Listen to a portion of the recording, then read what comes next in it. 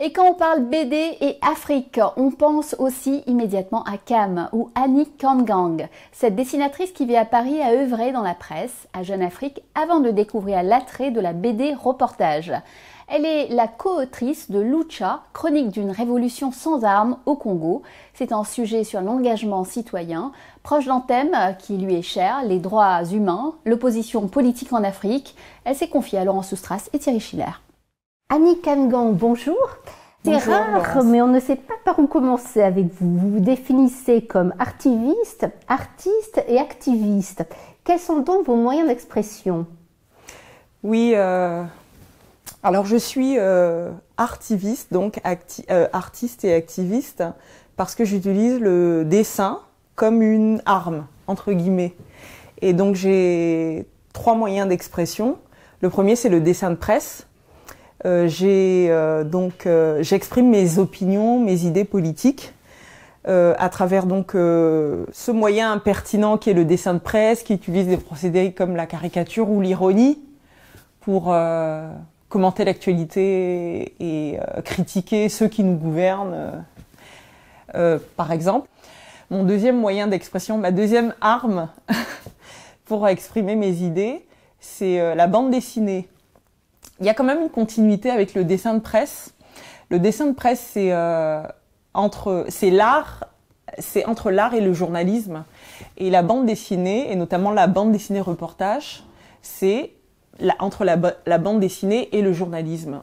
Et donc je raconte une histoire, l'histoire de Lucha, qui est un groupe de jeunes Congolais de la société civile qui se battent pour les droits humains à Goma, au Congo. Et donc je raconte leur histoire et leurs engagements, leurs combats pacifiques dans un milieu difficile, qui est l'Est de la RDC. Donc ça, c'est ma deuxième manière de m'exprimer.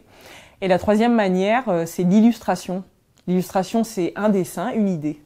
Je la fais dans le cadre de commandes pour des ONG qui se battent pour les droits humains en Afrique. Et ça concerne souvent les droits humains et les sujets politiques en Afrique, et dans la diaspora africaine. Dans votre parcours, vous avez mentionné une enfance passée dans des conditions particulières et les convictions de votre père. C'est ce qui a déterminé votre vocation? Oui, tout à fait. Mon intérêt pour la politique et ma volonté en fait d'exprimer mes idées politiques à travers le dessin, ça vient d'une enfance passée dans les années 80 en Afrique centrale. Je suis née à Yaoundé et j'ai passé mon enfance dans les années 80 à Bangui. Et enfant, je savais quand même qu'on était dans un pays où on pouvait pas dire tout ce qu'on voulait, sur tout ce qu'on voulait, et notamment sur le président. Et j'avais un père qui s'intéressait toujours à la politique. Et je me souviens quand il était petit, quand par exemple il y a eu Thomas Sankara au Burkina, je me souviens de ça. Je me souviens aussi de quand Nelson Mandela est sorti de prison, je me souviens de ça, on avait regardé ça à la télé. Donc j'avais un père quand même qui s'intéressait beaucoup à ça. Et année décisive de ma vie, les années 90-91, c'est une année qui m'a marquée parce que ma vie familiale a basculé. Ce sont 2 années qui correspondent à des mouvements des populations en Afrique centrale francophone et en Afrique de l'Ouest qui demandent davantage de liberté d'expression, qui demandent aussi le multipartisme, parce qu'à l'époque, il n'y avait un parti politique. Et donc, et il y a eu les mouvements des émeutes, etc. Et notamment à Yaoundé, les villes mortes, mais aussi à Bangui, là où j'étais. Et c'est à ce moment-là que, en fait, mon père se politise, lui qui était fonctionnaire camerounais, dans une organisation internationale à Bangui. En fait, il se politise, il publie un article où il dit qu'il est normal, en fait, que les peuples africains demandent le multipartisme. Et sa hiérarchie tombe dessus, lui demande des explications. Et lui, en fait, il était fonctionnaire et en fait, il était tenu à ce qu'on appelle le devoir de réserve. Il disait qu'il n'avait pas trop le droit de s'exprimer, en fait. Mais lui, il a assumé, en fait, ses propos. Et là, il bascule, il rentre au Cameroun et il devient opposant politique. Donc ça m'a vraiment marqué. Et je pense que ça explique mon intérêt pour les sujets politiques, les sujets relatifs aux libertés d'expression, aux droits humains. Voilà, donc c'est c'est décisif, ça a été décisif. Et le dessin, vous avez toujours dessiné. Vous vous souvenez de vos premiers dessins? Que vous a apporté la formation que vous avez ensuite suivie à Paris? Alors enfant, dans les années 80, je dessinais... Je me souviens, en maternelle, j'avais gagné un concours de dessin. On devait faire, je crois, un concours où on devait dessiner des hôtesses de l'air de la compagnie Air Afrique. Et moi, j'avais gagné, j'étais toute contente.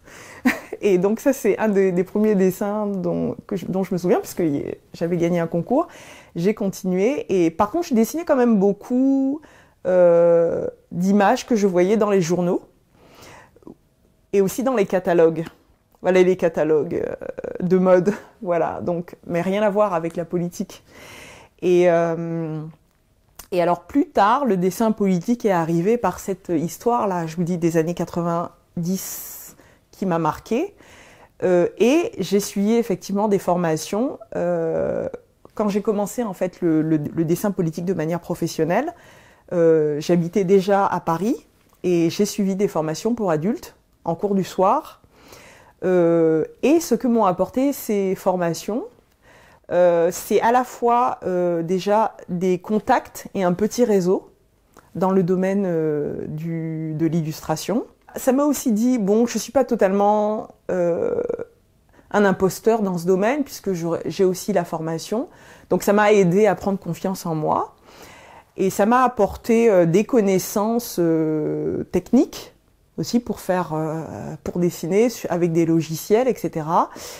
Et ça m'a aussi apporté une culture générale artistique. Après, pour la culture politique, comme je suis sur le dessin politique, alors là, ce sont mes lectures personnelles qui m'apportent ça. Et c'est le fait que j'essaye le plus possible de suivre l'actualité. Annick Kamgan, vous êtes connue depuis la BD La Lucha, le mouvement de jeunesse citoyen en RDC. Comment avez-vous conçu ce travail et que représente cette œuvre pour vous?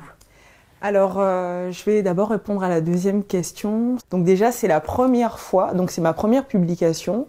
Et donc, juste dans ma carrière, c'est important. C'est la première fois que je fais une bande dessinée. Alors, alors la genèse du projet Lucha, Chronique d'une révolution sans armes au Congo. Cette bande dessinée raconte l'histoire d'un groupe qui se bat pour les droits humains en RDC. Et j'ai aussi rencontré Justine Brabant, qui avait déjà écrit sur la RDC. Elle avait écrit un sujet sur les groupes militaires qui sévissent dans l'est de la RDC, et qui commettent des crimes en toute impunité. Et quand je lui ai parlé de ce groupe Lucha, qui se battent pour les droits humains en RDC et qui mènent un combat pacifique dans un environnement violent, elle a dit « Ah oui, vraiment, j'ai vraiment envie de faire ça. » Parce que moi, j'ai vu cette région marquée par cette violence-là depuis plus d'une vingtaine d'années. Et quand je regarde ce qu'ils font, là, ces jeunes de Lucha, ça donne de l'espoir. De voir cette audace-là de mener un combat non violent et pacifique dans un environnement aussi violent. Mais on n'a pas trouvé un journal ou un média d'actualité africaine qui veuille comme ça parler de Lucha en bande dessinée au jour le jour, toutes les semaines. Parce que c'était vraiment une année 2016 électorale très difficile. Et au final, on a sorti ce livre-là. En 2018, donc 2 ans après l'année électorale. Mais ce qui est bien, c'est que le journal Jeune Afrique à l'époque a quand même diffusé intégralement la bande dessinée sur son média en ligne. C'est comme ça donc que le projet s'est fait. Vous avez dit que le dessin de presse est un sprint et la BD un marathon. Oui. Vers quel exercice tendez-vous le plus naturellement aujourd'hui ? Vers le marathon, le travail de longue haleine qui est donc propre à la bande dessinée, qui est d'approfondir un sujet, de réunir le maximum de documentation écrite, mais aussi visuelle, et aussi des archives, et de se poser, d'écrire. C'est ce vers quoi je tends davantage aujourd'hui. Parmi vos projets figure un projet de BD. Oui. Un projet de BD au sujet du Cameroun, le pays de votre père où vous êtes né vous-même. Vous pouvez nous en dire un peu plus? Oui, bien sûr. Alors ça, c'est un projet de longue haleine, pour le coup. Là, c'est vraiment un marathon qui a commencé en 2020 et qui n'est pas encore complètement terminé, puisque je suis à la recherche d'un éditeur. C'est un projet qui vient de ma volonté de comprendre les raisons pour lesquelles, dans les années 90, dont je vous ai parlé là, des années où il y avait des mouvements qui demandaient davantage de liberté en Afrique centrale, ces années-là où en fait mon père devient opposant et où ma vie bascule et où en fait il nous envoie en exil. Alors je suis d'origine guadeloupéenne, donc on a été envoyés en exil, ma mère, moi et mes frères et sœurs en Guadeloupe à ce moment-là. Et après, j'ai pas revu mon père pendant plus de 20 ans. Voilà, et je me suis toujours demandé en fait d'où venait pourquoi il est devenu opposant politique à ce moment-là, et puis pourquoi aussi il avait la possibilité de s'exiler avec nous et de partir, mais il ne l'a pas fait. Donc je me suis toujours demandé d'où venait ce patriotisme et cet attachement viscéral à son pays et à la libération de son pays. Et c'est là que j'ai découvert une histoire que je ne connaissais pas bien, que j'ai découverte en faisant cette recherche personnelle, en essayant de comprendre les choix de mon père. Et j'ai appris donc que dans les années 50, 60, 70, donc il y a une lutte de libération au Cameroun menée par un mouvement qui s'appelle l'UPC, l'Union des populations du Cameroun, pour l'indépendance du pays. Et j'ai aussi découvert que cette histoire restait taboue aussi au Cameroun, et restait tabou au Cameroun pendant de très très longues années.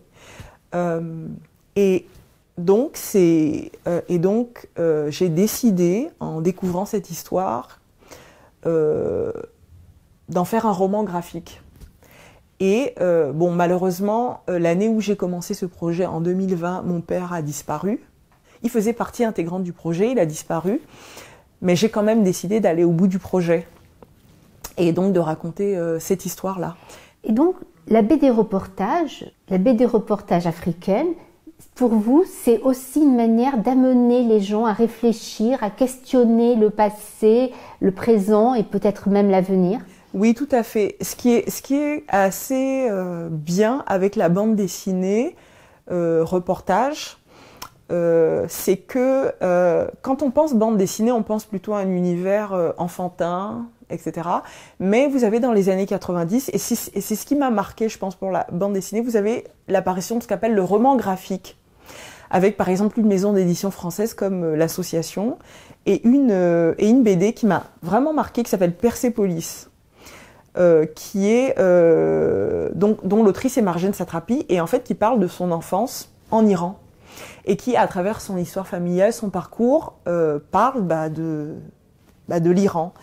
Ce que je trouve intéressant, c'est de mêler à la fois ce que la bande dessinée permet, sujets politiques, d'actualité, et histoire personnelle et familiale. Voilà.